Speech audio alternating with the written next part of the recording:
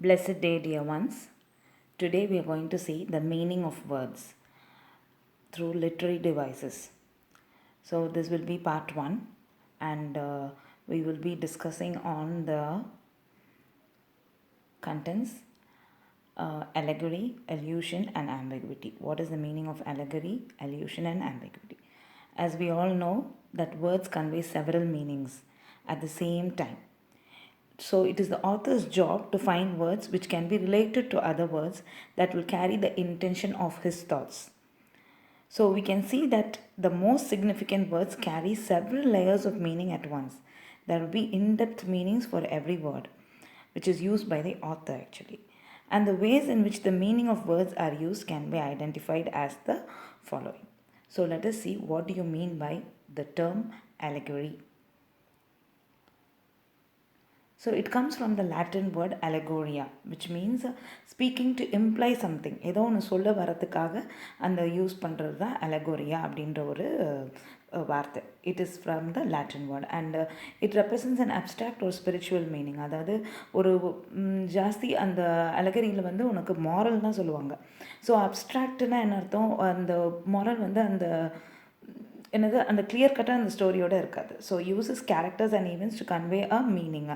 எல்லா கேரக்டருக்கும் ஒரு மீனிங் இருக்கும். கேரக்டர் வந்து சும்மா ஒரு பேர் இருந்ததுன்னா அந்த பேருக்குள்ளார ஒரு மீனிங் வச்சு அது வழியாக அவங்களுடைய இன்டென்ஷனை அந்த ஆத்தர் வந்து வெளிப்படுத்தியிருப்பார்.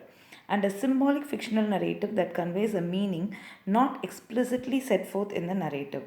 அந்த மீனிங் வந்து எப்படின்னா வெளிப்படையாக தெரியாது அந்த நரேட்டிவில், அதாவது அந்த கதையில் வெளிப்படையாக தெரியாது. பட் ஒவ்வொன்றுக்கும் ஒவ்வொரு மீனிங் உள்ளுக்கு இருக்கும்.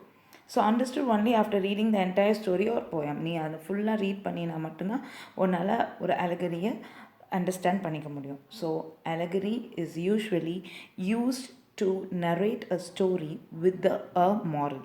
அதுதான் மெயினான ஆஸ்பெக்ட் ஆஃப் அலகரி. ஸோ எதுக்கு யூஸ் பண்ணாங்க allegory அப்படின்னு பார்த்தீங்கன்னா, to add different layers of meanings to the works. சரி, ஒரு மாரல் சொல்ல போகிறதுக்கு அதுக்கு நிறைய கதைகளோ இல்லை நிறைய விஷயங்கள் மூலியமாக அதை சொல்லணும் அப்படின்னு ஆசைப்பட்டதுனால தான் allegoryன்னு ஒரு நரேட்டிவ் டெக்னிக் வந்துச்சு. Okay, it makes the stories and characters multi dimensional. Okay, இப்போ பில்கிரிம்ஸ் ப்ராக்ரஸில் பார்த்தீங்கன்னா ஒவ்வொரு பேருக்கும் ஒவ்வொரு அர்த்தம் இருக்கும். டெத்து, அந்த பாண்டோடைய பேர் எல்லாத்துக்குமே வந்து ஒவ்வொரு மல்டி டைமென்ஷனல் மீனிங்ஸ் இருக்கும். ஸோ அந்த கேரக்டராக இருக்கட்டும், அந்த ஸ்டோரியாக இருக்கட்டும், எல்லாத்துக்குமே என்னது நிறைய டைமென்ஷன்ஸில் நம்ம பார்க்கக்கூடிய மாதிரி இருக்கும். It allows the writers to put forward the moral and political points of view.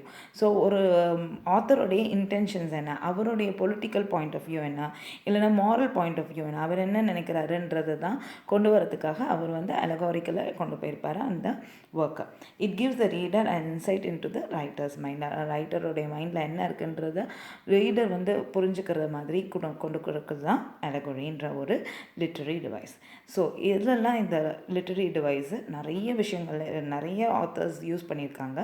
ஆனால் 13th century இது போயம் ராமன் டி லாரோஸ், அதில் இதோட இது வந்து ரொம்ப இன்ஃப்ளூயன்ஷியலாக இருக்கும். allegoryன்ற அந்த மீனிங் வந்து it gives a moral and it gives a spiritual meaning also.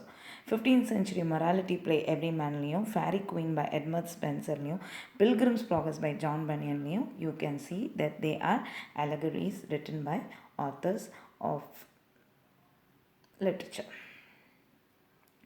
So what are the related terms to allegory? Symbolism. சிம்பிளிசம்னா என்ன, heart symbolises love and dove symbolises peace. அந்த மாதிரி நிறைய சிம்பிள்ஸ், எக்கச்சக்கமாக சிம்பிள்ஸ் யூஸ் பண்ணியிருப்பாங்க ஒரு அலகரியில். Are always rich in symbolism. It is nearly everything in them stands for something else. அதாவது ஹார்ட்டை வந்து நம்ம ஹார்ட்டுன்னு பார்க்க மாட்டோம், அது லவ்வை சிம்பிளைஸ் பண்ணுறதுன்னு சொல்கிற மாதிரி ஒவ்வொரு பொருளுக்கும் அது வந்து வேறு ஏதாவது ஒரு மீனிங்கை கொடுத்துட்ருக்கோம். அது வேறு ஏதாவது ஒன்றுக்கு சிம்பிளாக யூஸ் பண்ணிகிட்ருப்பாங்க. Each character can represent historical figure, a philosophical idea or an aspect of human psychology. So ஒரு aspect of human psychology represent பண்ணுறதுக்கும் ஒரு symbol வச்சுருப்பாங்க. Okay, most stories have this kind of symbolism here and there, but it is extremely used in allegories. எக்ஸ்ட்ரீமாக use பண்ணுறது, symbols use பண்ணுறது எதுனா allegories form of device தான். Okay, what is a parable? A parable is a story with a moral meaning. Okay, அதுக்கு example என்னென்னா த boy who cried wolf. அது வந்து எப்படி அவன் வந்து லை பண்ணிகிட்டே இருப்பான், ஆனால் வந்து அதை ஒரு மாரலுக்கு சொல்லியிருப்பாங்கள்ல அது. அப்புறம் குட் சமாரிட்டன், எப்படி நம்ம ஜெனரஸாக இருந்தால் நம்மளுக்கு வந்து நல்லது நடக்கும் அப்படின்ற மாதிரி, அது குட் சமாரிட்டன். இது ரெண்டுமே என்னது parables, they are stories from the Bible. Both allegories and parables contain messages. ரெண்டுமே வந்து என்ன சொல்லணும்னா ஒரு மாரலை கொடுக்கும். ஆனால் allegories-ல என்ன யூஸ் பண்ணுவாங்க, அதிகமாக சிம்பிள்ஸ் யூஸ் பண்ணுவாங்க. ஆனால் parables-ஐ இல்லஸ்ட்ரேட் பண்ணியிருப்பாங்க. அந்த மெசேஜ் ஒரு இல்லஸ்ட்ரேஷனாக கொடுத்துருக்கிறது தான் என்னது parableன்றது. So we saw what is an allegory. It is something which narrates a story through and gives a moral. Okay, a moral story which gives a meaning to the work of the author. அது எதுக்கு use பண்ணுறாங்கன்னு பார்த்தோம். Next what are the related டேர்ம்ஸ்ன்னு பார்த்துருக்கோம். பேரபிள்ஸும் symbolism தான் அதோடைய related terms. So இந்த next literary device we are going to see is allusion. a brief reference, அதாவது லென்த்தி டிஸ்கோர்ஸ் கிடையாது, அ ப்ரீஃப் ரெஃபரன்ஸ், அதாவது ஒரு வார்த்தை 2 வார்த்தைகளில் அதை பற்றி ஒரு ரெஃபரன்ஸ் கொடுத்துருப்பாங்க. ஏதோ ஒரு பர்சனோ முன்னாடி ஒரு ஹிஸ்டாரிக்கல் ஈவெண்ட்டுக்கோ, இல்லைனா ஒரு ஒர்க் ஆஃப் ஆர்ட், இல்லைனா பிப்ளிக்கல் ஒரு மித்தலாஜிக்கல் சுச்சுவேஷன் ஆர் கேரக்டர், இது எல்லாத்தையுமே வச்சு அந்த ஒரு ஒர்க்கில் இன்னொரு ஒர்க்கோடைய பேரோ இல்லை இன்னொரு ஒர்க்கோடைய அதோடைய தாக்கமோ இருக்கிறது தான் என்னது allusions. Are an artful way of telling a story. So ஒரு ஆத்தர் வந்து நல்ல வெல் ரெட் அப்படின்றது எப்படி தெரிய ஆரம்பிக்கும்னா அவர் யூஸ் பண்ணுற அல்யூஷன்ஸ் வச்சு தான் தெரிய ஆரம்பிக்கும். என்னென்னா அவர் ஏற்கனவே நிறைய பழைய விஷயங்கள், க்ரீக் மித்தாலஜி அதெல்லாம் நிறையா படிச்சிருப்பார். அப்போ அந்த ஏதாவது ஒரு கேரக்டரை ஸ்பெசிஃபை பண்ணும்போது we will be able to understand that the allusion is used.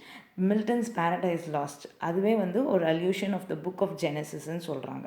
So இந்த ஜெனசிஸை பேஸ் பண்ணி அவருடைய பேரடைஸ் லாஸ்ட்டில் பார்த்திங்கன்னா நிறைய விஷயங்கள் வந்து நிறைய அல்யூஷன்ஸ் யூஸ் பண்ணியிருப்பார். ஸோ ரொம்ப அழகாக இருக்கும் அதை படிக்கிறதுக்கு, எல்லாருமே ரீட் பண்ணி பாருங்கள். Reinforce the message or theme of a work. Okay, allows the writer to offer an example or convey a message without going into a lengthy discourse. ஒரு ஒரு 2-3 வார்த்தைகள்லையே அந்த ரெஃபரன்ஸை வச்சு அவங்க வந்து முடிச்சிருவாங்க. என்ன சொல்ல வராங்களோ அந்த மீனிங் வந்து கன்வே ஆகிடும். So it makes reference to something other than what's directly being discuss. அந்த லைனில் என்ன டிஸ்கஸ் பண்ணியிருக்காங்களோ அதுக்குள்ளார ஒரு அல்யூஷன் வச்சு அந்த லைனுடைய மீனிங்கை கொண்டு வந்திருப்பாங்க. Okay, that is known as allusion. So allusion, இது வந்து ஒரு example. Okay, April is the cruelest month, breeding relax out of the dead land, mixing memory and desire, stirring dull roots with spring rain. So இது வந்து DS எலியட்டோடைய வேஸ்ட்லேண்டோடைய ஒரு example. So அவர் ஆரம்பிக்கும் போது April is the க்ரூவலஸ்ட் மந்த்னு ஆரம்பிச்சிருப்பார். ஆனால் Geoffrey சாசருடைய Canterbury டேல்ஸில் ஏப்ரல் ஆஸ் அ சியர்ஃபுல் மந்த்தாக ஆரம்பிச்சிருப்பாங்க. So April is the cruellest month, ஏப்ரல்ன்ற அந்த வார்த்தையை வந்து ஒரு அல்யூஷனாக யூஸ் பண்ணியிருக்காரு. அதுக்கு வந்து இதில் வந்து கான்ட்ராஸ்ட் மீனிங் கொடுத்துருக்காரு.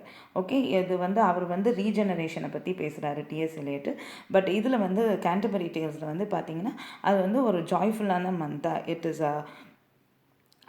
It is filled with joy அப்படின்ற மாதிரி கொண்டு வந்திருப்பார் நம்மளுடைய Geoffrey Chaucer. Okay, this will be an example of allusions. But when you go inside, many other examples are there. Paradise Lost எல்லாம் பார்த்தீங்கன்னா சூப்பராக இருக்கும், ரீட் பண்ணி பாருங்கள்.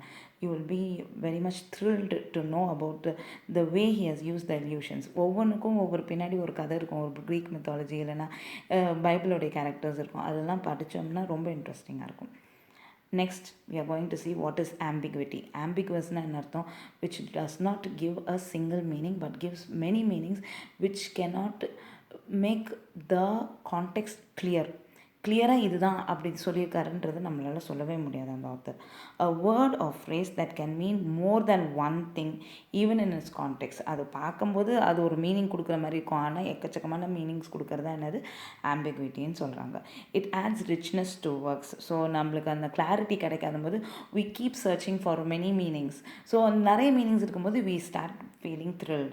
So it adds richness to the works ன்னு சொல்கிறாங்க. And if one meaning seems quite readily apparent but other deeper and darker meanings await those who contemplate the poem.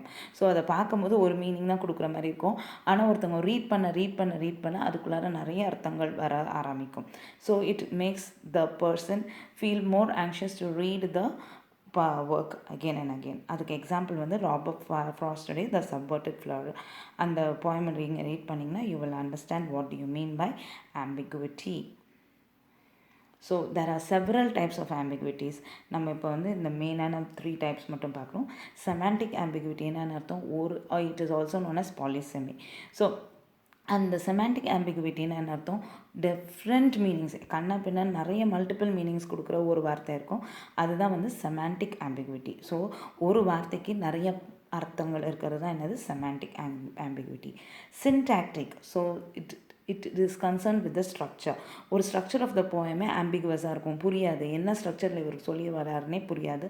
அதுதான் வந்து என்னது? சின்டாக்டிக் ஆம்பிகுவிட்டி.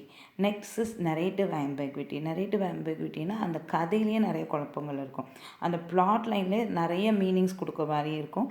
ஸோ 2 கேரக்டர்ஸுடைய கம்பேரிசனை இல்லைனா 2 கேரக்டர்ஸை நம்ம கண்டுபிடிக்க முடியாது, ஒரே மாதிரி கொண்டு போகிற மாதிரி இருக்கும்.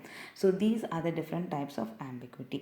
So we have discussed what do you mean by allegory, what are the related terms of allegory, and what do you mean by allusions, and what are the different what is ambiguity and what are the different types of ambiguity. So we will be seeing other literary devices in the upcoming videos. Thank you.